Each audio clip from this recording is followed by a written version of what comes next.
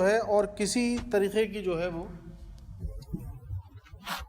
شرک میں اور اسلام میں کسی طریقے کی کوئی ایگزسٹنس جو ہے وہ جائز نہیں ہے.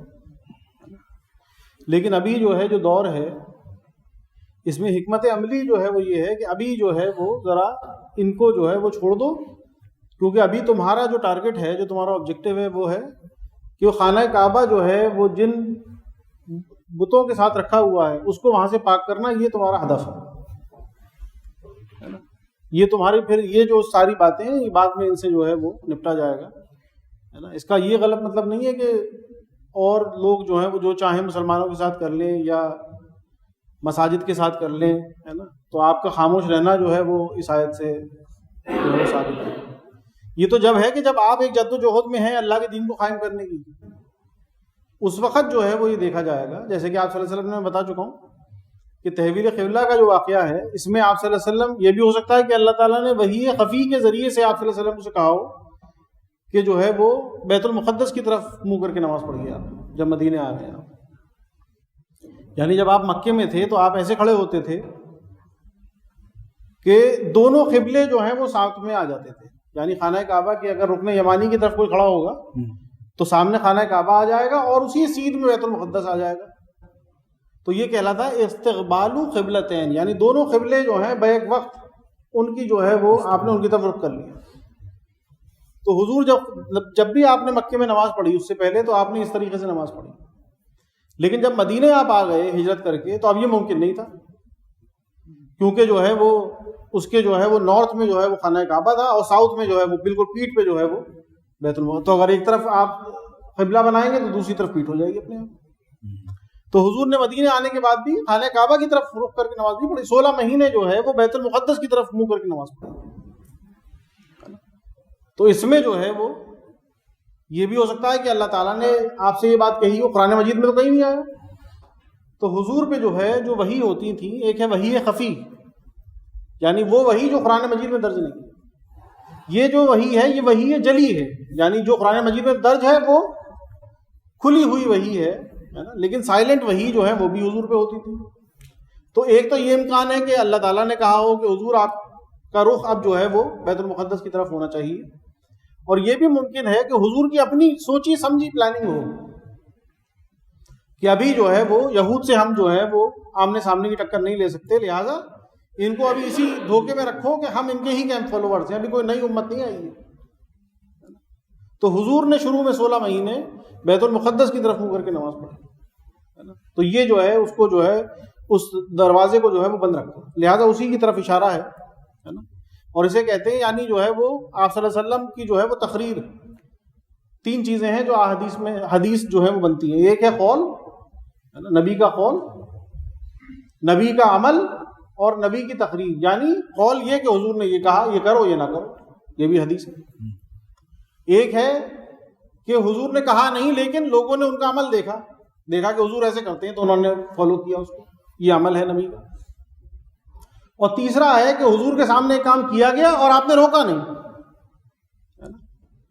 تو یہ بھی ہو سکتا ہے کہ اللہ تعالیٰ کی طرف سے اللہ کی تقریر ہو، یعنی اللہ تعالیٰ نے حضور نے جو ہے اس کام کو کیا تو اللہ تعالیٰ نے اسے سینکشن کر دیا کہ آپ جو ہے وہ ابھی جو ہے بیت المقدس کی طرف منہ کر کے نماز پڑھی، کوئی مسئلہ نہیں. تو اللہ تعالیٰ نے روکا نہیں اس کو.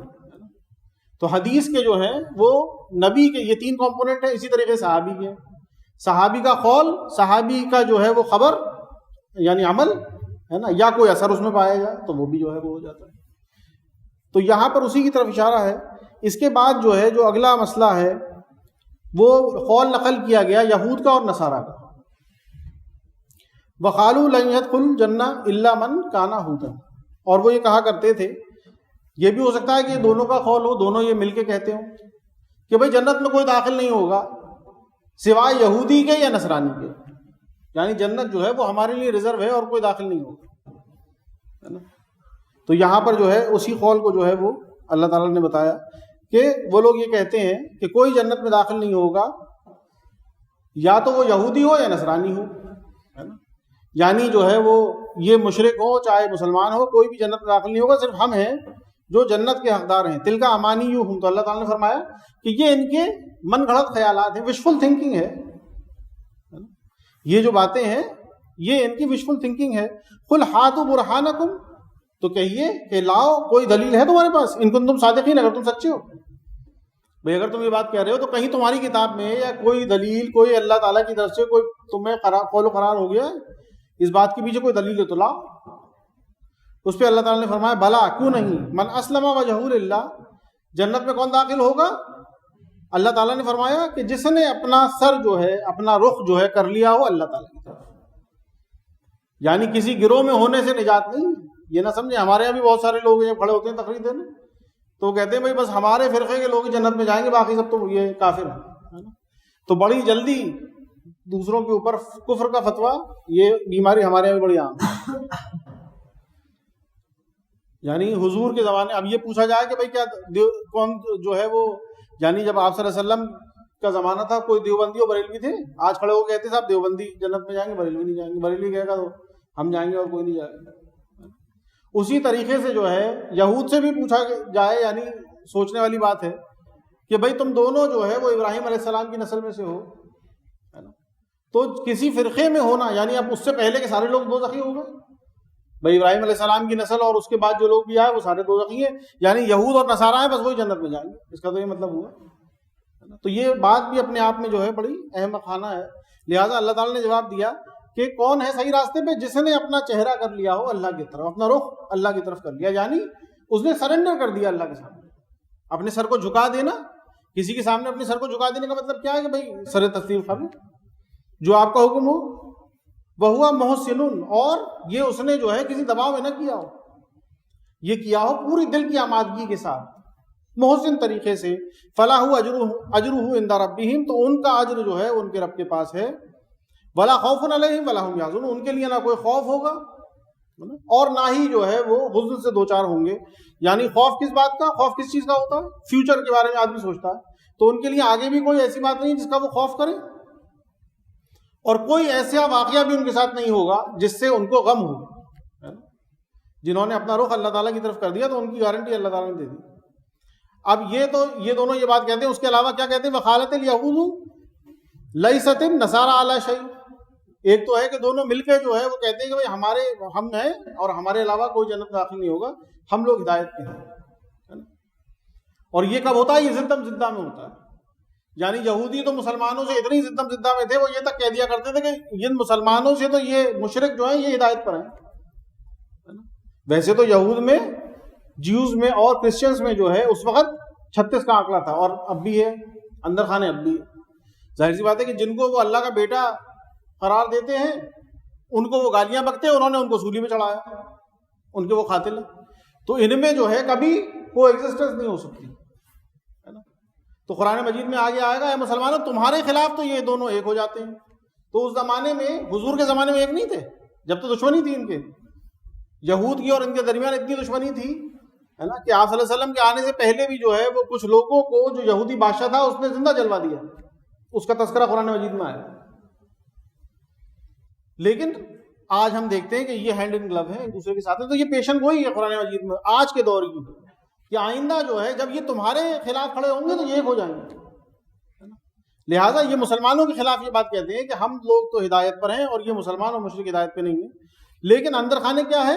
وقالت النصارى لیست الیہود علی شیء. نصارہ کہتے ہیں کہ یہود کی کوئی بنیاد نہیں، اور یہود کہتے ہیں نصارہ کی کوئی بنیاد نہیں. اور مذاق کی بات اس میں کیا ہے؟ وہم یتلون الکتاب، کتاب ایک ہی پڑھتے ہیں، اولڈ ٹیسٹمنٹ دونوں ایک ہی پڑھتے ہیں. یعنی دونوں ایک دوسرے کو کہہ رہے ہیں کہ بھائی تمہاری کوئی بنیاد نہیں، کوئی جڑ نہیں، تم جو ہے وہ صحیح راستے پہ نہیں ہو. اور یہ ان سے کہہ رہے ہیں لیکن کتاب ایک ہی پڑھ رہے ہیں، ہے نا. تو اس سے بڑا مذاق دنیا میں کوئی اور نہیں ہو سکتا ہے نا. کوئی دو قومیں ایسی نہیں ہیں جو ایک ہی کتاب پڑھیں اور ایک دوسرے کو برا کہیں. کذالک قال الذین لا یعلمون مثل قولہم. اور ان سے پہلے بھی، یعنی جو ہے وہ ان سے پہلے بھی جو ہے وہ کچھ لوگ ایسے ہیں جنہیں کچھ نہیں معلوم، لا یعلمون مثلا، ان کے جیسے، انہوں نے بھی ان کی جیسی بات کری. یعنی جو مشرک مکہ ہیں وہ بھی کہتے تھے کہ ہم ابراہیم علیہ السلام کی نسل سے ہیں، ہم ہی جو ہیں راہ ہدایت پر ہیں، لہٰذا ہم جنت میں جائیں گے اور کوئی نہیں جائے گا. فاللہ یحکم بینکم یوم القیامت. اور اللہ تعالیٰ جو ہے وہ حکم کر دے گا یا فیصلہ کر دے گا ان لوگوں کے درمیان یوم قیامہ، قیامت کے دن. یعنی دنیا میں جو ہے وہ تو ان کو چھوڑ رکھا ہے، تم اپنے جو اختلاف ہے ان میں پڑے رہو، لیکن قیامت میں ہم جو ہے اس کا فیصلہ کر دیں گے. فیما کانوا فیہ یختلفون، جن چیزوں میں یہ اختلاف کرتے ہیں. ومن اظلم ممن منع مسجد اللہ، اور اس سے بڑھ کر ظالم کون ہوگا؟ یہ دوسرا مسئلہ شروع ہو گیا، یعنی مسجدوں سے روکنا، جو ہمارے یہاں آج کل عروج پہ ہے معاملہ، ہے نا، مسجدوں کو گرانا، منہدم کرنا، ان میں نمازیوں کو نماز نہ پڑھنے دینا، اللہ کا نام نہ لینے دینا، ہے نا. وہ آیت اب یہاں پہ آ گئی. اور یہاں پر جو صیغہ ہے، یعنی یہ جو ہے سمجھیے کہ بہت ہی سپرلیٹو ڈگری ہے. ایک ہے کہ سب سے بڑا ظالم وہ ہوگا، ایک ہے اس سے بڑا ظالم کون ہوگا. تو یہاں پر وہ صیغہ استعمال ہوا، ومن اظلم ممن منع مساجد اللہ، اس سے بڑھ کر ظلم کرنے والا کون ہوگا جو روکے اللہ تعالیٰ کی مسجدوں سے. ان یذکر فیہا اسمہ وسعی فی خرابیہا، اور جو ہے اس میں اس کا نام لینے سے جو ہے وہ روکے اور ان کو جو ہے وہ ویران بنا دے، ہے نا. یعنی یہ سب سے بڑے ظلم جو ہے وہ کیا ہے کہ اللہ تعالیٰ کے لیے جو مساجد جو ہیں وہ بنائی جائیں، ان سے لوگوں کو روکا جائے، ان میں اللہ کا نام لینے سے روکا جائے، ہے نا. اور اس دور میں یعنی یہ جو روکنا ہے یہ ظاہری بھی ہو سکتا ہے. آپ نے مسجد کو جو ہے وہ گرا دیا، ختم کر دیا، ویران ہو گئی، ہے نا، تو وہ لوگوں کو روک دیا، وہاں اللہ کا نام نہیں لیا جائے گا. اور ایک ہے کہ مسجدوں کو جو ہے وہ شرک کا اڈا بنا دینا، جو مشرک مکہ نے کیا، کہ وہ خانہ کعبہ جو اللہ تعالیٰ کی عبادت کے لیے خالص حضرت ابراہیم علیہ السلام نے اور اسماعیل علیہ السلام نے بنایا تھا، توحید کا مرکز، انہوں نے اس میں بت خانہ تیار کر دیا. 360 بت جو ہیں وہ لا کے رکھ دیا، ہر قبیلے کا ایک بت وہاں پہ رکھ دیا لا کے. تو یہ شرک ایک تو ہے کہ بھائی مسجد جو ہے وہ بنی ہوئی ہے، لیکن اس میں جو ہے وہ شرک اور جو ہے وہ غلط چیزیں اتنی ہیں کہ انسان جو ہے وہ آپ جا کے اللہ کا نام نہیں لے سکتے وہاں، ہے نا. تو دونوں باتیں اس میں آ جائیں گی کہ اس سے بڑا ظالم کون ہوگا جو روکے لوگوں کو اللہ کا نام لینے سے ان مساجد کے اندر، اور ان کو ویران بنانا. یعنی ظاہر سی بات ہے کہ اس کو ایک ہے کہ منہدم کر دینا، توڑ دینا. مسجد اقصیٰ جو ہے جو کچھ جو ہے یہود ان کے ساتھ کر رہے ہیں، ہے نا. اب کتنے مہینوں سے تو جو ہے وہ جمعے کی نماز میں جو جوان لوگ ہیں ان کا داخلہ نہیں ہے وہاں پہ، ہے نا. تو یہ مسجدوں سے روکنا، ہے نا. تو یہ ظلم کی جو ہے وہ سب سے بڑی جو بات ہے وہ یہاں پہ آ گئی کہ یہ سب سے بڑے ظالم ہے، جو یہ کام کرے وہ سب سے بڑا ظالم ہے. اللہ تعالیٰ نے اس کو ٹیسٹیفائی کر دیا، ہے نا. اور ان کو جو ہے ویران بنا دے، ہے نا. منہدم تو اس کو نہیں کیا لیکن ویران اس کو کر دیا انہوں نے.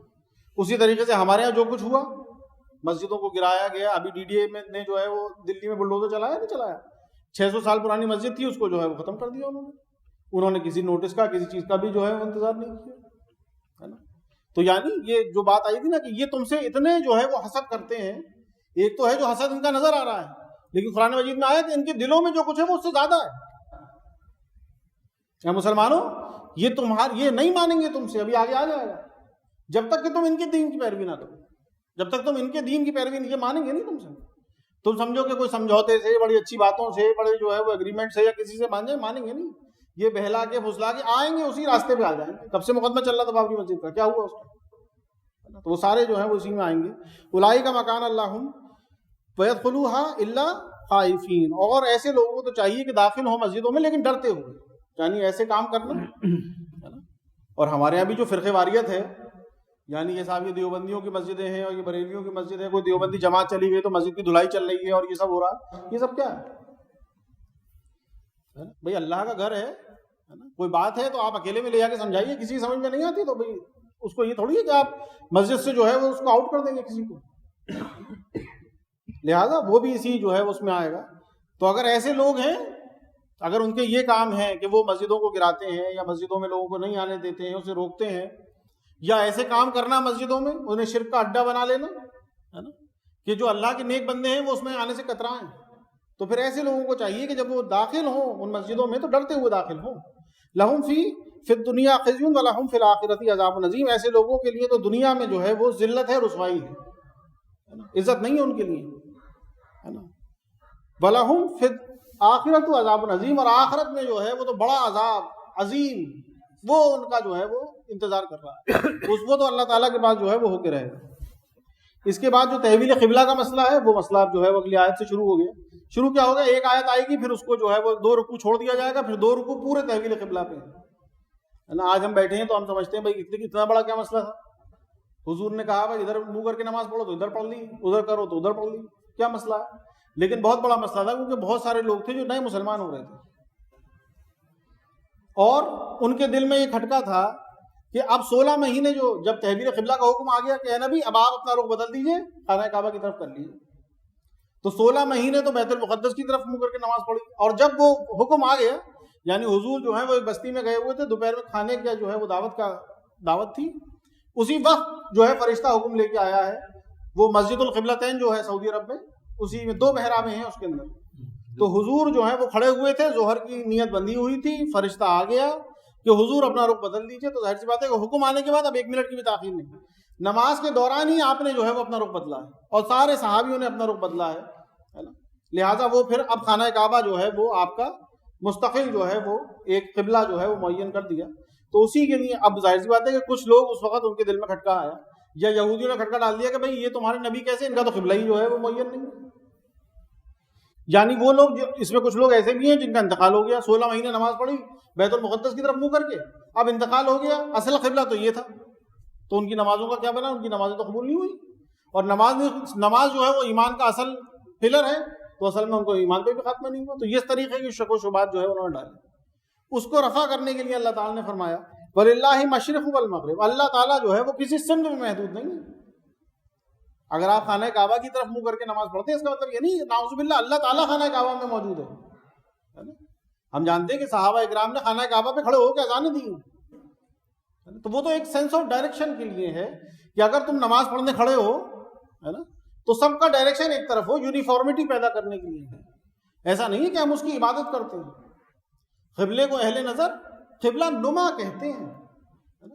اصل جو ہے وہ تو اللہ تعالیٰ کی ہستی ہے جس کا سجدہ ہم کر رہے ہیں, لیکن وہ قبلے کا سجدہ, اس خانہ کعبہ کا سجدہ نہیں کر رہے. جیسے کہ حضرت عمر نے فرمایا کہ یہ جو کالا پتھر ہے نہ یہ مجھے کوئی فائدہ دے سکتا ہے نہ کوئی نقصان, یہ تو میرے نبی نے اس کو چوما ہے تو میں چوم رہا ہوں اس کو, ہے نا. لہٰذا اسی لیے اللہ تعالیٰ نے فرمایا کہ مشرق اور مغرب جو ہیں وہ سب اللہ ہی کے لیے ہے, تو تم جدھر بھی منہ کرو ہے نا, تم جدھر بھی رخ کرو گے اللہ ہی کا رخ ہوگا. ان اللہ واسع علیم, اور اللہ تعالیٰ تو بڑی وسعت والا ہے. یعنی یہ چھوٹے چھوٹے مسئلوں میں تم پھنس گئے ہو کہ رخ کدھر کریں اور کدھر قبلہ ہے, اور جو ہے اس پہ بڑا ہنگامہ ہے. ہمارے یہاں اصل میں جو کئی ذہنیتیں ہوتی ہیں نا, ایک ذہنیت ہمارے یہاں ہے جو ظاہر ہے عمل کا, اس سے بڑے متاثر ہو جاتے ہیں, ہے نا. ایک نماز ہے, اس کا ایک اس کا ظاہر نظر آ رہا ہے, تو اس سے بڑے اتنے متاثر ہو جاتے ہیں کہ وہ ذرا بھی اس میں ادھر ادھر ہوگا تو وہ بڑا ہنگامہ ہو جائے گا ان کے. ہماری مسجد میں آگے کوئی رفع دین کر لے تو آپ اس پہ ہنگامہ کر دیں گے, ارے بھائی کون آ گیا مسجد میں, جو قیامت برپا ہوگی, رفع دین کر لیا. اس ذہنیت کا انکار یہاں پہ کیا جا رہا ہے کہ وہ والی ذہنیت جو ہے, یعنی وہ چھوٹی ذہنیت کے لوگ مت بنو کہ جو ظاہر میں ذرا سا بدلاؤ آیا تو تم اس سے پریشان ہو گئے. جو بڑی پکچر ہے اس کو دیکھو. اللہ تعالیٰ تو بڑی وسعت والا ہے, اللہ تعالیٰ کے لیے یہ مسئلہ کوئی مسئلہ نہیں ہے نا. سمپل سی بات ہے بھائی, جب اللہ پہ ایمان لے کے آ گئے, نبی کے اوپر ایمان لے کے آ گئے, بھائی نبی کا حکم تھا اس وقت بیت المقدس کی طرف منہ کر کے نماز پڑھو, تم نے پڑھی, وہ نیکی تھی. اب نبی کا حکم ہے اے نبی اب آپ اپنا رخ جو ہے وہ خانہ کعبہ کی طرف کر لیجیے, ہے نا. اب حضور نے کہہ دیا کہ بھائی خانہ کعبہ کی طرف منہ کر کے نماز پڑھنی ہے, تم پڑھو. تمہیں جو ہے وہ زیادہ چکر میں پڑھنے کی ضرورت ہی نہیں, جو حکم ہے اللہ کا, اس کے نبی کا, اس کو مانو, ہے نا. تو اسی کے لیے جو ہے بتایا کہ کوئی ڈائریکشن کا چینج ہونا یہ کوئی جو ہے وہ دلیل اور علامت نہیں ہے نیکی کے لیے. اللہ تعالیٰ کا جو ہے وہ کسی سمت میں محدود نہیں. ہم جانتے ہیں کہ ہم مغرب کی طرف منہ کر کے نماز پڑھتے ہیں, اور یو ایس والے جو ہیں وہ مشرق کی طرف منہ کر کے نماز پڑھتے ہیں, کوئی ڈائریکشن سیم تو ہے نہیں. اور اللہ تعالیٰ جو ہے وہ تو بہت وسعت والا ہے, وہ کسی سمت میں محدود نہیں ہے نا. لہٰذا اب یہ صرف ایک آیت ہے جو یہاں پہ آ گئی تحویل قبلہ کے لیے. اب 2 رکوع تک کوئی بات نہیں ہوگی, 2 رکوع پھر پورے تحویل قبلہ پہ ہے, اور پھر بھی کوئی شک رہ جائے تو 2 رکوع کے بعد پھر ایک آیت آ جائے گی. تو یہ معاملہ اتنا گمبھیر تھا اس وقت, یہودیوں نے اتنا پروپیگنڈا کھڑا کیا اس کو لے کے کہ بھائی یہ نبی کیسے ہیں, ان کا تو قبلہ ہی نہیں سمجھ میں آ رہا, ہے نا. اور اب اس میں آیا جو دوسرا سپارہ شروع ہوگا کہ ابھی کچھ لوگ احمق لوگ کہیں گے کہ کس نے بدل دیا ان کو ان کے قبلے سے, ہے نا. تو بڑے اچھے طریقے سے اللہ تعالیٰ نے جو ہے اس کے جواب دیے ہیں تاکہ کوئی شک و شبہ جو ہے وہ باقی نہ رہے. تو انشاءاللہ جو ہے وہ اگلی درس میں اس کو ہم کور کریں گے. اس کے بعد جو ہے وہ یعنی نصارہ کا تذکرہ ہے, اور اب جو ہے وہ خطاب جو ہے وہ یعنی مشرک مکہ کی طرف ہلکے ہلکے جو ہے وہ بدل رہا ہے. جیسے میں نے بتایا تھا آپ کو کہ اب اس کے بعد کیونکہ ابراہیم علیہ السلام کا تذکرہ آیا, خانہ کعبہ کا تذکرہ آنا, تو اب جو ہے وہ یہودیوں کی بات تو بہت ساری ہو چکی, لیکن اب آگے جو بھی بات ہوگی اس میں مشرک مکہ نے جو کچھ کیا ہے, مسجدوں سے روکنا, خانہ کعبہ میں جو ہے وہ طواف نہ کرنے دینا, یا بت کا اس کے اڈا بنا دینا, یہ ساری چیزیں جو ہے وہ ہلکے ہلکے جو ہے وہ اس کی طرف آ رہی ہیں. سبحان ربک رب العزت عما یصفون والسلام علی المرسلین والحمد للہ رب العالمین.